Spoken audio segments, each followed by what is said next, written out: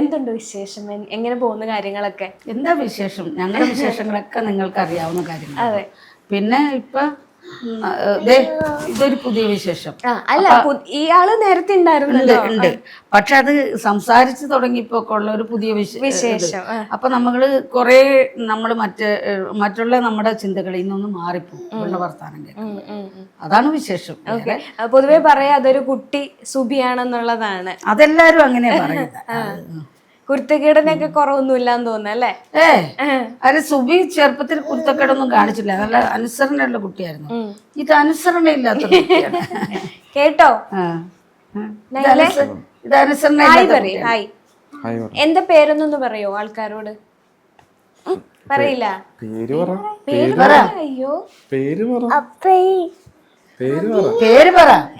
ചക്കരയുടെ പേര് പറ.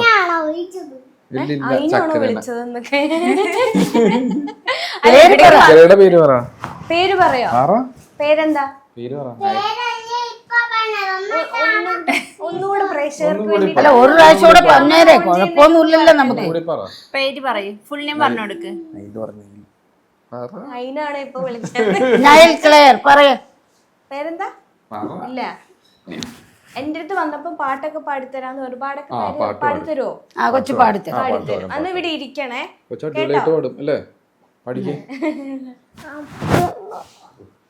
ഇല്ല, ഓക്കെ. സുബി ചേച്ചി നമ്മളെ വിട്ടു പോയിട്ട് ഏകദേശം 2 വർഷം കഴിഞ്ഞു. അങ്ങനെയുള്ള കാര്യങ്ങളെ പറ്റിയൊക്കെ സംസാരിക്കുമ്പോൾ, അല്ലെങ്കിൽ ഒരു ആർട്ടിസ്റ്റ്, കോമഡി ആർട്ടിസ്റ്റ് എന്നൊക്കെ സംസാരിച്ചു തുടങ്ങുമ്പോൾ സുബി ചേച്ചിയുടെ പേരാണ് നമ്മുടെ മനസ്സിലേക്ക് ആദ്യം വരിക.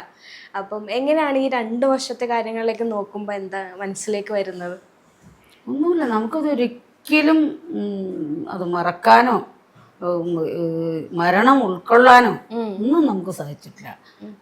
ഇപ്പൊ ഈ 2ാമത്തെ വർഷത്തിന്റെ അന്ന് ശ്രീകണ്ഠൻ നായർ അവളുടെ കുറേ ഫിലിംസൊക്കെ ഇട്ടിട്ട് പറഞ്ഞു, ഇതിന് പകരം ഞങ്ങൾ ഇന്ന് ഒരാളെ കണ്ടെത്തിയിട്ടില്ല. അത് തന്നെ നമുക്കൊരു അവാർഡാണ്. അവിടെ ചിലപ്പോൾ മരിച്ചു പോയി കഴിഞ്ഞ് കൊടുക്കുന്ന പല അവാർഡുകളുണ്ടല്ലോ, അതുപോലെ ഒരു അവാർഡാണെന്ന് വിചാരിച്ചാൽ മതി. അത്രയും സന്തോഷം. ഓക്കെ. ഇപ്പം സൂര്യ ടിവിയിലെ കുട്ടിപ്പട്ടാളം എടുക്കുകയാണെങ്കിൽ അതിനുശേഷം കുട്ടിപ്പട്ടാളം ഇല്ല അല്ലേ? അങ്ങനെ ഒരു ഷോ സൂര്യ ടിവിയിൽ വന്നിട്ടില്ല എന്നുള്ളതാണ്.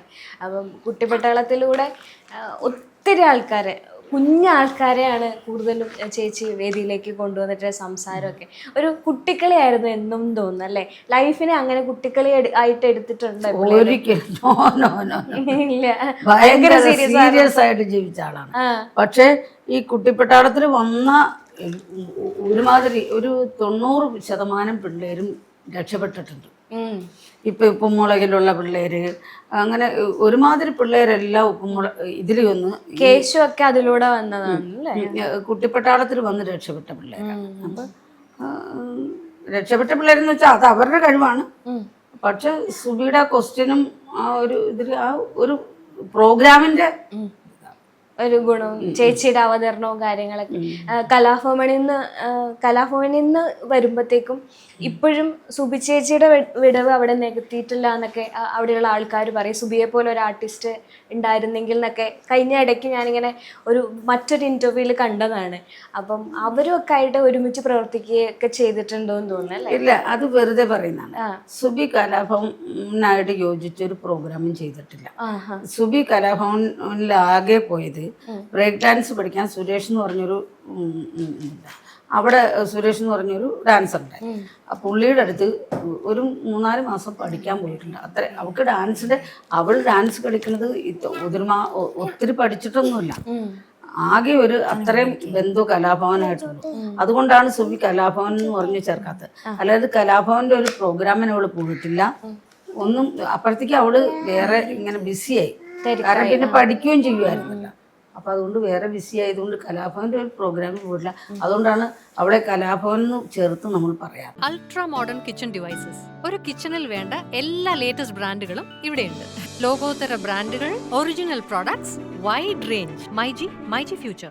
വാട്സാപ്പ് വഴി ഇംഗ്ലീഷ് പഠിക്കാൻ ഇംഗ്ലീഷ് കഫേ ഉള്ളപ്പോൾ ഇംഗ്ലീഷ് ഒരു വിഷയമേ അല്ല. English cafe, we present you the perfect English. WhatsApp now 9633 888 575.